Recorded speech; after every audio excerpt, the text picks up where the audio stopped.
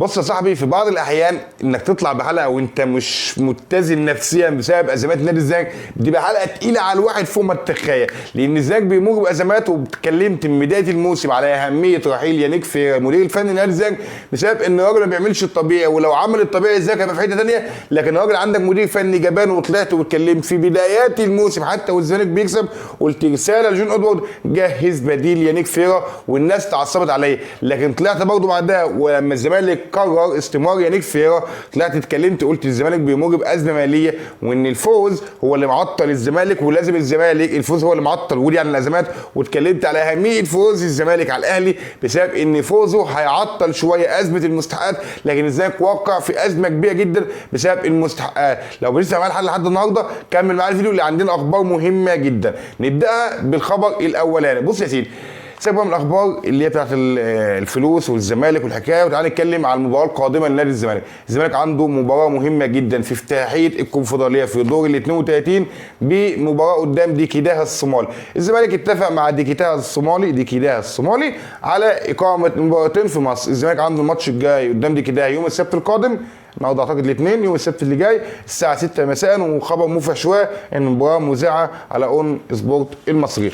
بص يا سيدي، من ضمن الحاجات اللي انت عندك فيها مشكله مع يانيك فيرا زي ما قلت لك ان الزمالك محتاج مدرب بيعمل الطبيعي، فانت عندك مدرب ما بيعملش الطبيعي. اديك مثال بسيط، انت عندك الماتش الجاي قدام دي كده عندك لعيبه هتبقى عندك غايبه زي مثلا وليد دباغ، ادم كايد، ناصر منسي، اهمهم عمر جابر في مركز الباك اليمين. فبطبيعه الحال انت لو راجل بتفهم كوره او ما بتفهمش كوره، عندي باك يمين اساسي انصاب، بنزل بالباك اليمين الاحتياطي اللي هو مين؟ باون اوشنج، اللي راجل زعلان واتكلم فيها مع يانيك فيرا. تعال بص بقى يانيك فيرا في دماغه ايه؟ يانيك فيرا في دماغه النهارده ولحد اللحظه اللي بكلمك فيها دي بيجهز المغربي صلاح الدين مصدق لقياده الجبهه اليمنى قدام ديكيداها الصومال. فباون اوشنج زعلان اتكلم مع يانيك فيرا، انت راجل ليه مستبعدني؟ انا زعلتك في حاجه؟ قال له يا باشا ان شاء الله انت تكون موجود في معايا في قائمه لقاء ديكيداها في ماتش الذهاب. بالمناسبه الماتشين اللي زي ما قلت لك في مصر، الماتش الذهاب ده بتاع ديكيداها الصومالي، العوده بتاع الزمالك، هما الاثنين في مصر بس افصل الحته دي، الذهاب لديكيداها والعوده للزمالك. فاتكلم معايا انت زعلان مني في؟ قال له يا باشا انا هحطك في قائمه الفريق بتاع ديكيداها في الذهاب، لكن كده كده انت اساسي معايا في ماتش العوده، فليه انت مصر انك تعمل حاجه غير الطبيعي؟ الحمد لله اتكلمت في البدايه في حتى والزمالك كان بيكسب، قلت يا جونيور ادوارد جهز بديل يانيك فيرا.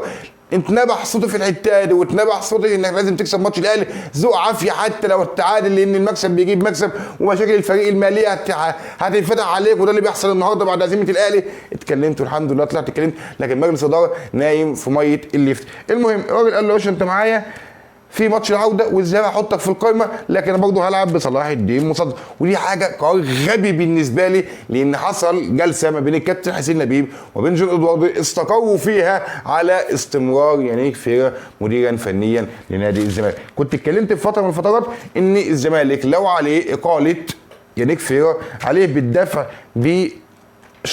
الشهرين اللي على نادي الزمالك بمستحقات الراجل $55,000 زائد $55,000، فهي $110,000. ما جاتش ربع، اعتقد نص اللي بيتقاضاه مدرب الاهلي الجديد لرحيل يانيك فيرا. والزمالك كمان عنده شرط جزائي شهرين، يبقى المجموع $220,000 ويرحل رسميا يانيك فيرا عن نادي الزمالك. ده يكلف الزمالك كام؟ يكلف الزمالك حوالي 10-11 مليون جنيه، تمام؟ والتعاقد مع مدير فني كمان يكلف الزمالك سكه 5-6-7 مليون جنيه، فالموضوع كله راجل 20 مليون جنيه. الزمالك مش قادر يجهز الفلوس دي عشان يمشي مدرب، لكن الزمالك قادر ايه؟ يجازف بموسم بحاله يقدر يكسب فيه دوري، يقدر يكسب فيه كاس، يقدر يكسب فيه سوبر مصري، يقدر يكسب فيه كونفدراليه، يقدر يكسب في بدايه الموسم كان سوبر افريقي. فالزمالك بيجازف بكل ده وبيرمي الفوطه بين بدايه الموسم ومش راضي برضه يقيل يانيك فيرا، وبكره نشوف الاخطاء.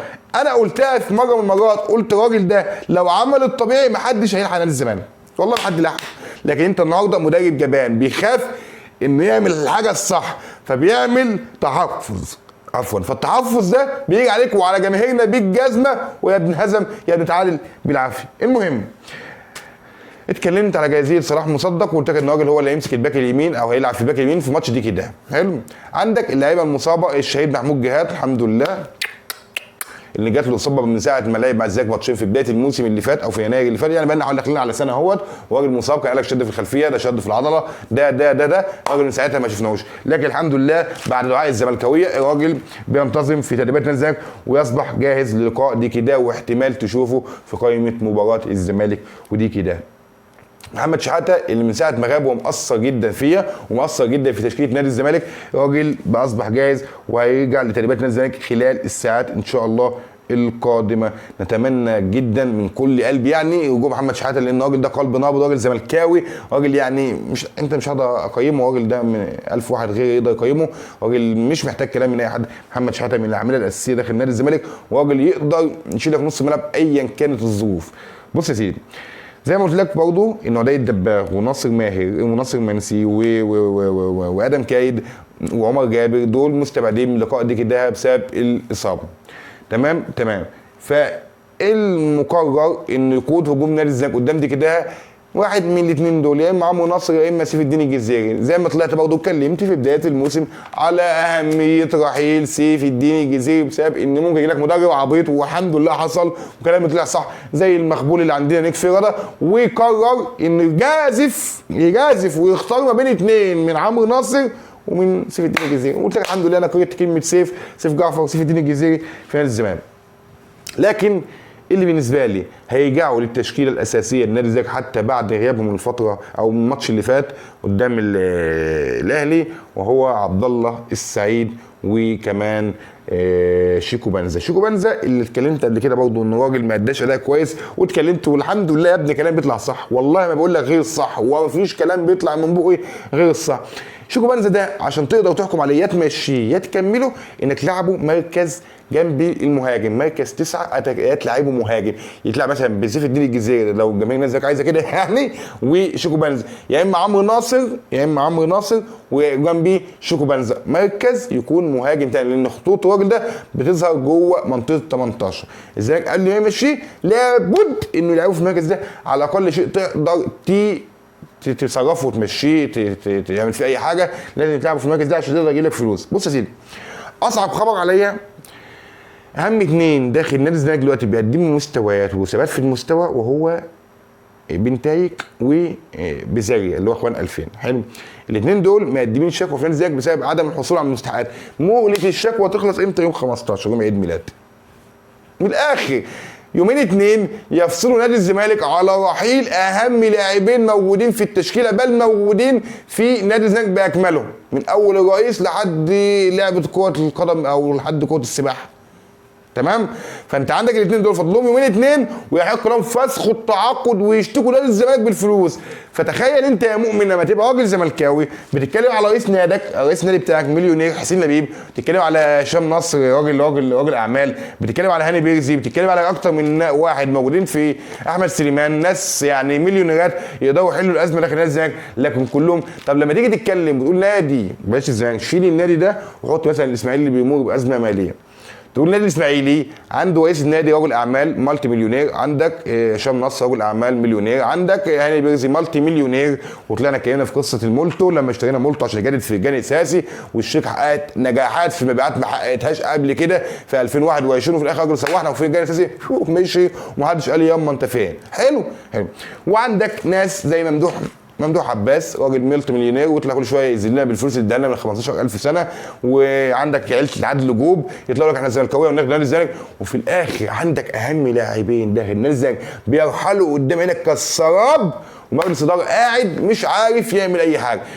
انا مش هطلع اقول لك نتمنى، لكن بص، مجلس اداره حسين لبيب او مجلس ادارته عامه بيفشل كل يوم. انت النهارده كل شويه ما عليك الا التصريحات، طب حليت مشكله الارض؟ لا. طب حليت مشكله الفلوس؟ لا.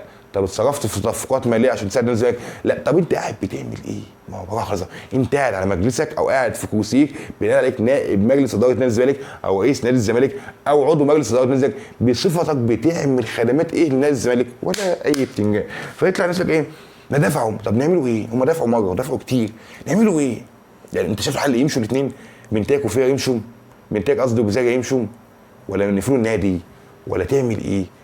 انا مش عارف والله، انا ما عارف. الزمالك عايزين يوصلوا بينا ان احنا نقفل النادي ولا ايه؟ فيطلع يقول لك ايه يا عم انت زعلان ليه؟ اقول لك زعلان ليه؟ لانك النهارده سحب الارض عامل لك ازمه ماليه كبيره، وانت لحد النهارده مش عارف تحلها. سحب الارض مش مخليك عارف تدي مستحقات للعيبتك، سحب الارض مش عارف يجدد لك لثلاثه من اهم اللعيبه اللي عندك، اللي محمد السيد وحسام عبد المجيد، اللي جماهير الاهلي عمال تصطاد في المال العكر النهارده وبيضغطوا على اللاعب عشان ينتقل الاهلي، واللاعب لحد النهارده مرحب للتجديد مع نادي الزمالك. لحد النهارده مشكله الفلوس هي الازمه كلها. حسام عبد المجيد واحمد حمدي ومحمد سيد، الزمالك مستني انتهاء الازمه ورجوع الارض لحل مشكله الناس دي والتجديد معاهم. فالزمالك بيمر بازمه ماليه، وطلعنا اتكلمنا يا جماعه الزمالك مدان؟ لا. الزمالك عليه فلوس؟ لا. الزمالك ايه؟ امال انت سحبت الارض ليه؟ انت عارف وانا عارف الارض اتسحبت ليه؟ هيطلع يا عم مشكله نادي الزمالك على طول. يا ابني مشكله نادي الزمالك طول عمرها مشكله ماليه مش مشكله اداريه، المشكله كلها في الفلوس. انت اخر عندك مشاكل.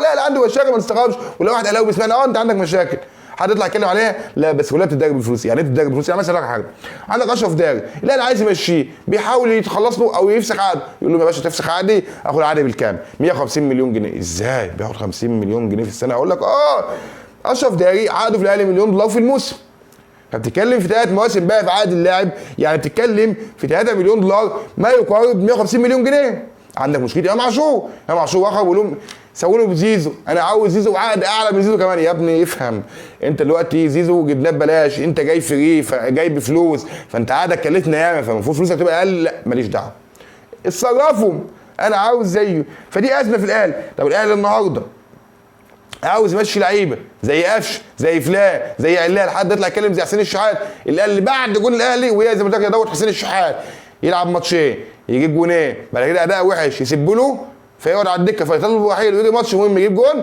ولا دوت حسين الشحات. الاهلي قبل ماتش الاهلي كان عاوز يمشيه، هكذا الدنيا، فاهمني؟ ففي ازمات. الزمالك النهارده في الصفقات مش قادر يحط خارطه للصفقات. الاهلي عشان معاه فلوس بيحط خارطه للصفقات. الاهلي اتعاقد مع مدير فني، حل مشكله المدرب، مشكله التدعيمات. الاهلي بيتكلم مع عم الجزار بتاع البنك الاهلي المدافع ومخلص معاه. فاضل ايه يا عم الانز؟ فاضل انه الراجل يتفق معاهم مع المدير الفني نجيب الراجل ده، شوفوا مستواه نقدر نجيبه ولا لا.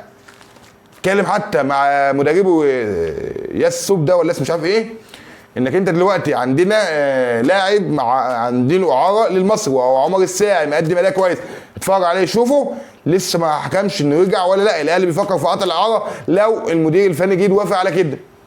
فالزمالك لازم وبشتى الطرق يطلع بناشد رئيس الجمهوريه، اطلع ناشد رئيس الجمهوريه يحل لك مشكلتك، اعملوا اي حاجه تساعد ناسك انه يضخوا فلوس. الزمالك في طريقه للافلاس، اطلع يا عم زي ما بقول لك واقف علينا هندفع لك فلوس، اعمل يا عم احسن لي جميل نزل وطلع لك فلوس. لكن انت النهارده قاعد وبتقول لي انا مش عارف اعمل حاجه، ما انت قاعد بتهبب ايه؟